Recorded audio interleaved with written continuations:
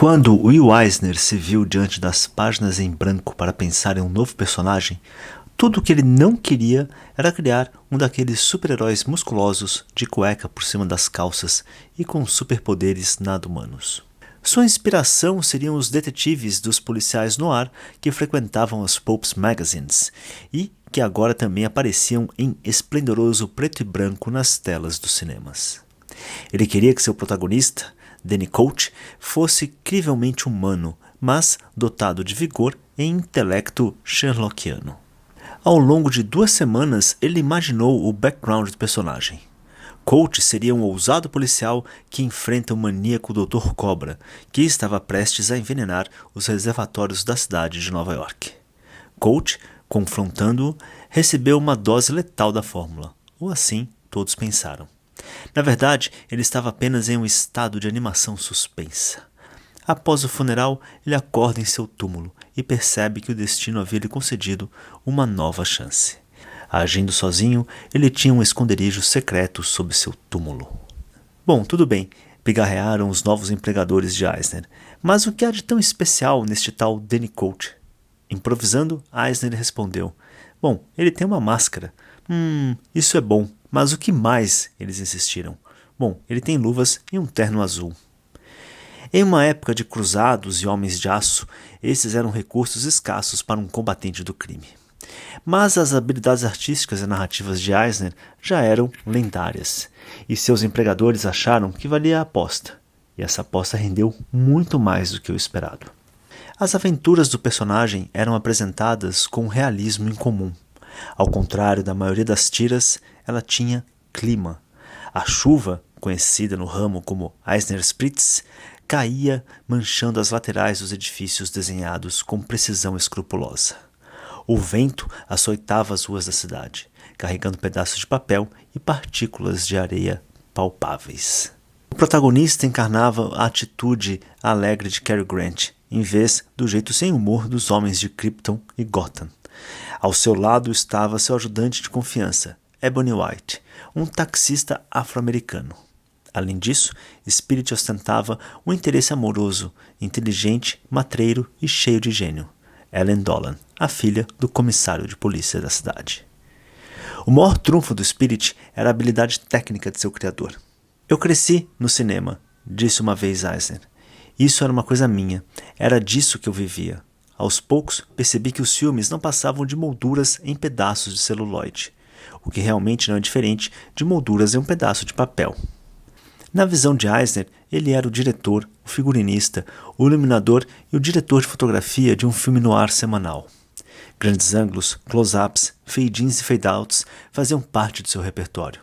Nenhum artista pop da sua época era tão ambicioso e nenhum era tão versado nas artes visuais. Esta forma de enxergar a arte dos quadrinhos era algo intrinsecamente e culturalmente judaico. É a arte Spiegelman quem nos ajuda a entender isso. Segundo o autor de Maus, os quadrinhos estão para a arte assim como o Yiddish está para a linguagem. Uma língua vulgar que incorpora outras línguas em seu mix.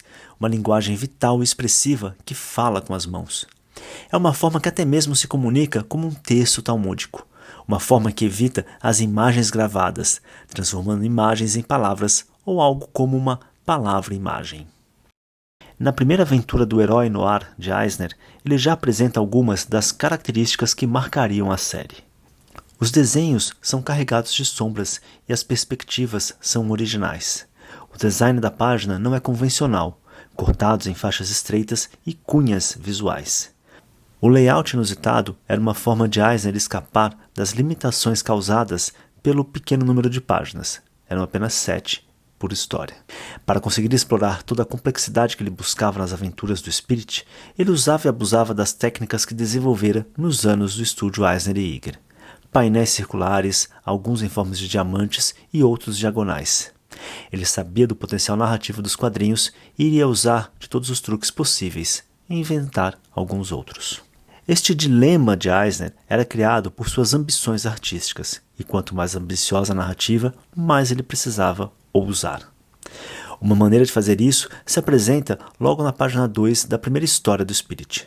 para enfatizar a malignidade do Dr. Cobra, Eisner desenha o rosto do vilão sobre 2 quadrinhos. Nestes, a ação se desenrola.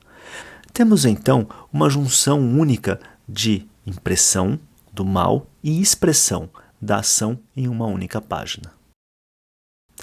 Outra grande inovação de Eisner será o uso das splash pages. Ele começa a usar mais e mais essa técnica, em especial nas primeiras páginas da aventura do Spirit, assim criando o clima, o tom que nos aguarda.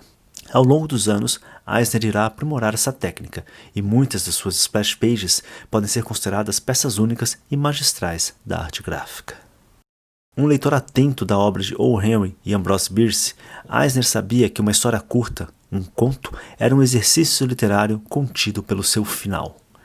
Mas sua preocupação era também a personalidade humana, seus dramas e tragédias, amores, quedas e redenções. Muitas das aventuras do Spirit seriam apenas pano de fundo para um olhar único sobre a condição humana, e muitas vezes o herói será apenas um coadjuvante de luxo em uma história maior. Eu tenho uma obsessão com isso, com o tempo, com o sentido da vida, com o que motiva as pessoas a seguirem em frente quando elas se deparam com problemas terríveis, com a ideia de uma única vida ser afetada por eventos incomensuráveis. No fim de 1940, Eisner já havia criado toda uma nova e pessoal gramática quadrinística, e novos elementos eram incorporados a esta regularmente. Praticamente em cada nova aventura do herói, Eisner avança a arte cartunesca, apresentando uma nova atitude, um novo tratamento ou uma reviravolta de tirar o fôlego. Em 1941, o Spirit já podia ser lido em 19 jornais importantes do país, com uma audiência de cerca de 3 milhões de leitores. Naquele ano, quando o Philadelphia Record começou a publicar as tirinhas do Spirit, Eisner deu uma entrevista.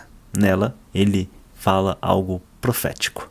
A história em quadrinhos, Eisner explica, não é mais apenas uma história em quadrinhos, mas, na realidade, um romance ilustrado.